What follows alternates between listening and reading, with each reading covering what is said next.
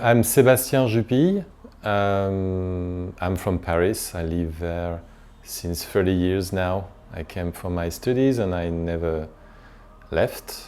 And yeah, I'm living from a little bit from my painting, but also teaching.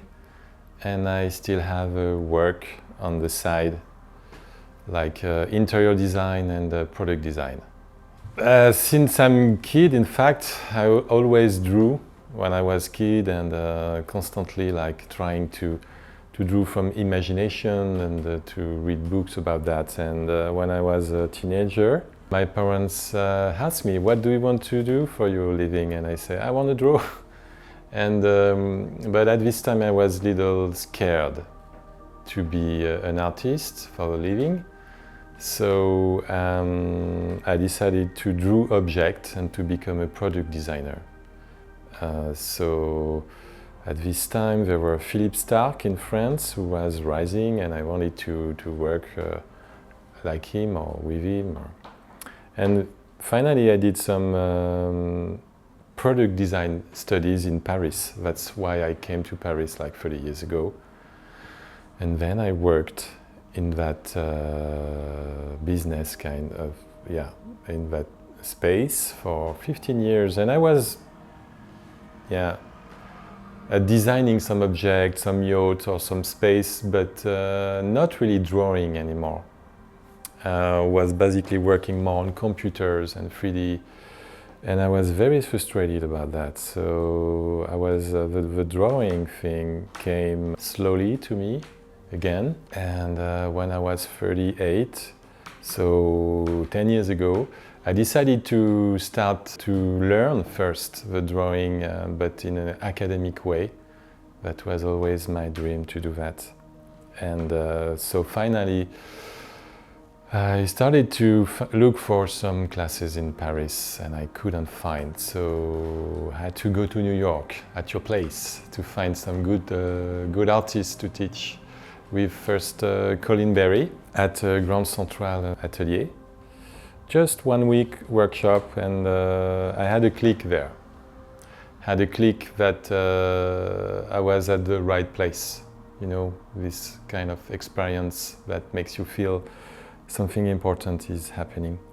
So when I get back to Paris, I really wanted to make space for that in my life. So I decided to slowly, I closed my company in product design and worked more into painting and drawing. And the luck I got at this time is to meet some very good American artists in Paris, that they're living in Paris, and we became friends. So they were teaching me again, like how to paint, how to draw, and and it was such a great luck, in fact. So and it becomes like a necessity to paint, you know. So years after years, it took more space, and I started also to teach, to share the knowledge that I never found in Paris. I wanted to make this knowledge available again. So I create this atelier where I work, but also where I teach, and I invite some other artists to teach for a workshop. And mainly some American artists, because guys, you're very good at that. So I invite some friends coming from US and Canada also, all around, Why is it a necessity for me? Because I enjoy it so much. So the idea basically is that I was spending my life on a computer watching some crazy project for the future with some crazy rich people and working like 15 hours a day with a screen in my face, and I was totally out of my present. You know, I was working in the future for some people I will never meet, and most of the project I was working on will never see the reality. They will stay in the computer because they will give up the project or anything. So I was not linked to my present, and I discovered with the painting and especially painting from life, a strong connection with my presence and my life. So spending, 3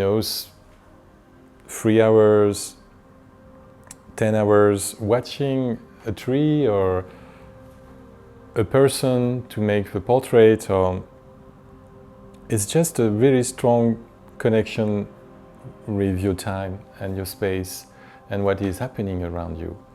So it becomes for me a way of life, like a way for my life to cross my life, to be connected in a stronger way by depicting what is in front of me, what is around, trying to understanding and to find an available beauty everywhere through my eyes of the way of I want to look at the world, and it's everywhere.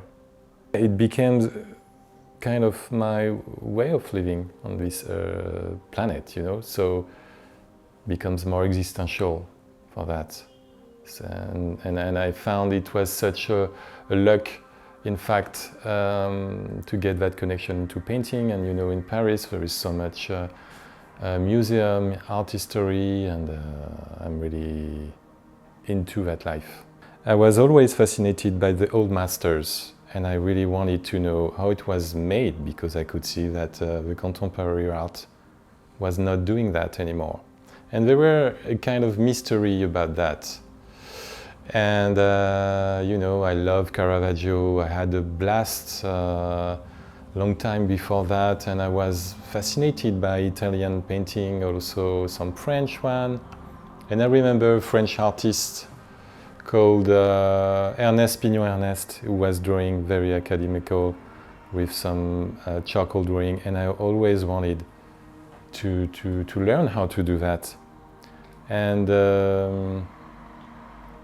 I was also deeply feeling that I couldn't express the thing I wanted without technique. I feel trapped in my miserable position.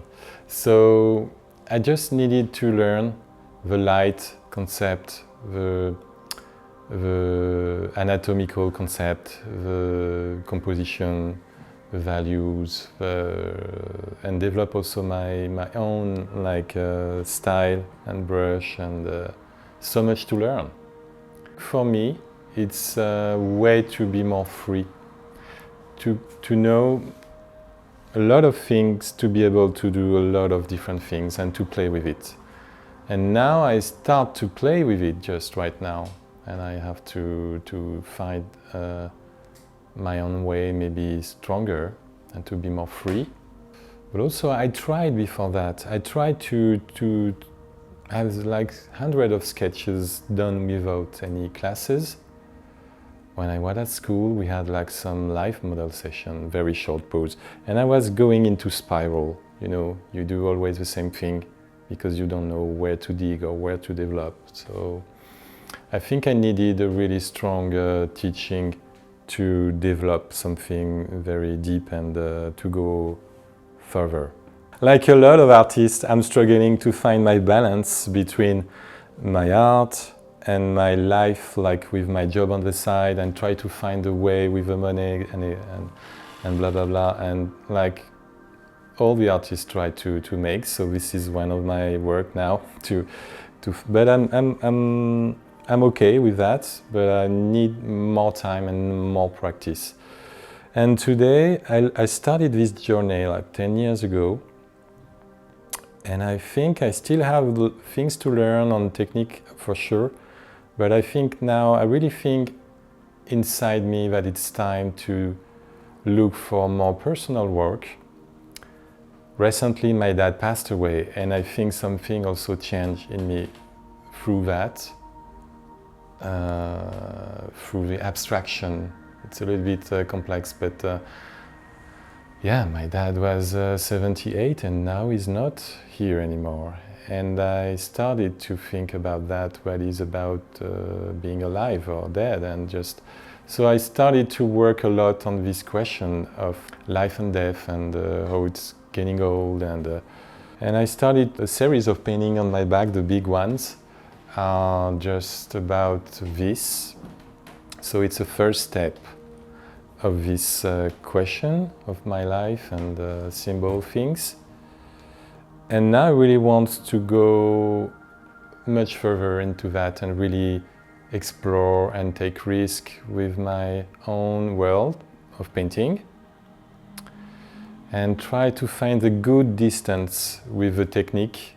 And I'm exploring a few things. So I really want to keep going to learn and to make some studies, because I really enjoy to do landscape, I really enjoy to do portrait, I really enjoy to do still life every day, but also now I really enjoy to look for more specific work. You know, I'm working a lot from life and the reality, and also now I would love to be able to work more from my dreams and more immateriality. So that's why I'm really interested by also abstraction now, because abstraction talks about immateriality. And that makes me think deeply of my dad, for example. He's not here anymore, but he's here in me, what is very abstract, in fact. So I'm very looking for those concepts. And I struggle for now to make a good synthesis. And yeah, this is my plan for the future. Yeah, there is a word that I always use, is the presence of thing. And the presence is about, first it was about being together in the same space and time lapse, you know, and I really love portrait, because it's about capturing, you know, the emotions of someone and to understand what's the presence of a person in a space or in a time. And for me now, it's the same thing when I see a flower bouquet. I try to understand the presence of a bouquet with a light in a room. So it's very important for me, that idea of presence, because our presence is not forever. And we are very lucky to get through this life. And we are very lucky to get through this life with painting. So the presence and really enjoying it is something very important for me. That's why I really love painting from life. And also, yeah, as I told you with my dad, the presence of him, without his presence, this is a paradox, that is still in my thoughts and in my hearts, and like other people that passed away, my grandmother or friends, and this presence is still something, even if they are not here anymore. So now I'm more trying to find, yeah, this concept evolving to something more mysterious or abstract, because that is about life, you know, that makes no sense. Just enjoy the journey and work hard, you know, for that, but be authentic in what you look for. Yeah, that's it. So yeah, this little studio is a real studio, a painting studio from the 19th century. The whole building was a painting studio, artistic studio, because the whole neighborhood, this part of Paris, we are very close from Montmartre, was a very strong artistic hub in the 19th century. So this studio is typical from the studio of this time. And for example, Degas was living just in front of this building.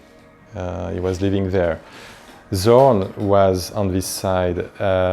Jericho was next, and also Monet and a lot of other painter, Caillebotte just on the right. So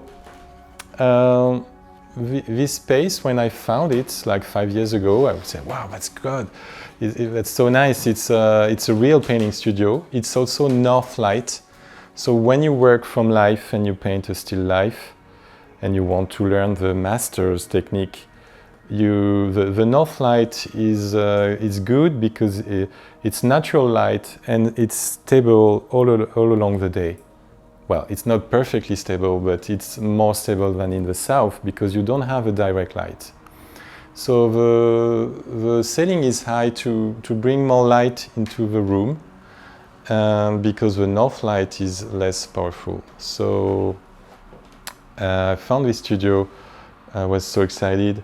And yeah, so also now I've got a model stand here. This is where I put the model to paint myself, or when I invite some artists to draw, to paint, or when I'm teaching.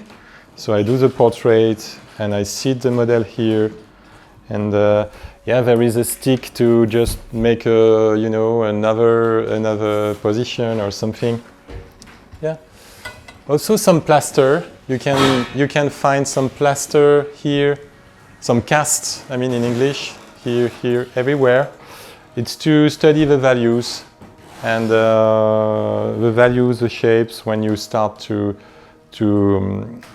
paint and draw. So I use them to teach, but also I use them like in my still life composition sometime. So yeah, and yeah, and the easel, yeah, there is many easel because I teach there. I can host like up to 8, 9 people. For the class, I do some weekly class, also with another French artist called Victor Pierret for Figura. So yeah, those easels are done by my brother in wood. They're custom made, and I wanted something very small on the floor because it's a small space, and adjustable, and with a table to work, to put the stuff and the palette and the knife and everything. So each person have got his own space to work when you can put the pot and everything on the easel. So yeah, I try to find some solutions because the space is small. I'm drawing here, so with graphite and charcoal. When I do my portrait, it's in charcoal on paper. Otherwise, I'm painting with oil painting. So this is the oil painting trolley with all the painting I use and some paper towel. And yeah, basically, I use a French brand that is very cool and the best price quality that I can found. It's called Marin. It's a company outside of Paris, and they sell to a lot of museums and everything, and it's a very good quality for very good price. So I use that brand a lot, and also I buy them the linen canvas for the same reason. They do some amazing canvas for very good price. So the big canvas come from there, but also the little ones, and I buy some rolls, you know, big rolls, and I frame them myself sometimes, because sometimes I need to travel with it, or because also I don't like the painting, so I remove it and I start a new one. So yeah, and that's basically, yeah, and then I varnish, of course, here, but at the end, yeah. And I use like some also artificial light a lot for the teaching, because also I teach at night. So I use artificial light with a specific focal, yeah, not to light the model too much, yeah. So linen is a very good material for painting because, in fact, in time, for big size, it's very stable. There is no like problem of humidity inside or something. It stays very stable in time. And if you have like some good tension in the canvas, it's perfectly flat. And yeah, the wood board can bend. The cotton linen can be can be destroyed. And yeah, there is also the steel thing, but it can be very heavy and very difficult to carry. What is good with the linen is that you can roll it also. I've got some finished painting that are rolled, so it's very convenient for that and not that expensive. So the French brand like Marin is also like doing themselves the linen thing and put the gesso on it. And there is a lot of different textures, so you can also choose your texture and try different ways. So it's also very interesting to have some different surfaces to work. If you go big or if you go small or if you go so more expressive or more detailed, you need a different texture for the landscape or for the still life or for the portrait. Yeah, so this is a big roll like that. So it comes there is different like quality, more or less thickness, and with different type of gesso. Could be for acrylic or could be for oil, and it's really good. And the good thing is that yeah, so I can use some some frame like that and to build my canvas, and also I can stick I glue some on boards, for example. Yeah, so I can also glue some canvas on board, very thin boards, because when you travel and when you have a little space, it's good to have very thin boards. So I like those boards. It's Dibond, because they are very thin and very flat and very stable in time. So I put some canvas on it to paint, and I really love that more and more today. It's the same canvas, same linen, sorry, but in different way of things. Yeah. I get them at Marin, that brand. They produce that linen for museums all around the world. They sell kilometers of linen, but you can buy them some rolls. And they have got like, I don't know, 100 different types of linen. It's an amazing company. But they're outside of Paris, so they can ship you. If you know what you want, you can tell them and they ship it to you. Otherwise, you have to go there and to pick your stuff. But yeah, it's very, very interesting for painting to go there, because you have like very cheap linen and canvas, and very cheap like oil painting and brushes for very good qualities. In fact, this is the best for me. So I think we're very lucky with that. And the guy who owns the company is very nice, you know, very well the technique and the art world, and he gave me some good advice, and yeah, it's a nice place to go. Yeah, yeah.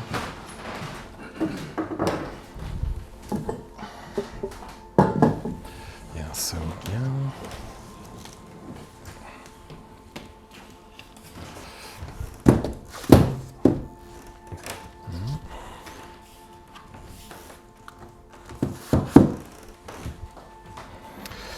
Yeah, this also some landscape that I'm working on. Yeah, little landscape, and yeah, I'm trying to find some characters in it. It's not finished, so I'm working on.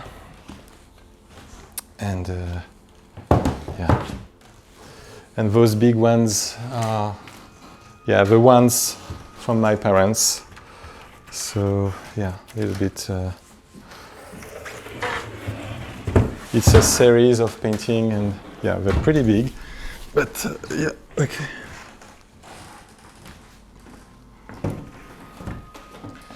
Yeah, they are coming together. In fact, it's a series of 4, and this is the 2 last panel. Yeah, it's about my mother and about my father. Yeah, so the kind of symbolic thing. So it's a work on that. And yeah, it's just finished. I finished it this summer, And it's about my mother because she had a stroke and she's now paralyzed in her wheelchair, and my dad passed away. So there is a kind of, questions about life and death and body condition, because she get kind of been cut in two because she's half paralyzed, so she's wheeling in a wheelchair. And I use a flower as a metaphor of life, like when you're fresh or when you're old, there is still a kind of beauty. The beauty is changing. So the flower is a little bit always in my work. So the same thing for my dad, who's just more this cloud. This is the image I get. I don't know why exactly, but I had this vision of something very mysterious but also colorful, something immaterial, like powder, like I don't know, ink, because I've got this idea that we come back from the universe and we go back to the universe. So yeah, and I had a symbol of death and the hand of a destiny, and again a flower, a dead flower, but also fresh flowers, because some new life will come after that, So yeah, this is the two panels of my parents. It's difficult to answer that because I never calculate, and it's some session. I did some session in November, December. I start to draw. Then I was very busy. Then my dad passed away, because in fact, when I started the painting, he was still alive, and I was really rushing to finish it because I was feeling he was not doing well, and finally he passed away before I finished the painting. So I stopped to work during maybe 1 month or two after that, and I was maybe thinking about stopping the project, because it was his portrait before here. It was totally different painting, and one day I decided to, this is what I feel, and I'm gonna paint what I feel on that. So I decided to totally change the project. So I don't know how much time it took me. Maybe, I don't know, between 20 and 30 hours by panel, something like that. That could be 35, could be 25, I have no idea in fact. It's around 30 hours, I would say, yeah. Yeah, well, for some panels I used some photo references. I really wanted to work from my mind and not from life. So I used some photo reference like collage with a symbol, like for the beetle, for example. I found it on the web, like a random beetle, but I wanted a beetle to link the painting to the nature and the environment, because I think we are animals and we are like alive together. But also because the beetle in the Egyptian culture was a link to the death, it was used to bring people to the world of death. So I just use a random picture. This body and drapery and hand, it comes from a painting that I saw in a Brussels museum from a Dutch painter. Don't ask me the name, it's impossible to get the name, but it's a collage from an old painting, also to say that's a reference to my history of painting, because I come from the old masters, also because of my mother, because my taste for art comes from her. She was also a painter, and she was painting on ceramics and painting on silk, and also doing some other stuff, but mainly silk and ceramics. And yeah, and the flower is a real flower that I shoot in my atelier. It's a dried flower, And I use it as a reference for my project. And this is coming totally from my mind, just no reference. The cloud is just what I feel about using the color and the mystery of a body who's disappearing in that way. Yeah, so yeah, different, yeah, and also the skull and the flower. It was from life in my studio. This is the skull here, so the same skull. I use a lot that skull. It's not a real one, huh? I have to say. It's a plastic one from the scientifical, like doctors things, and it's a really good one. And I use it as a reference. I put some flowers and I make a shoot. Yeah, that's it. So yeah, it's a different approach on this work, and I'm very satisfied of this project, even if I understand now more where I have to go. It's a first step for me. It's a very important step for me. With the symbolism, and also it's more intimate because it's my parents. But yeah.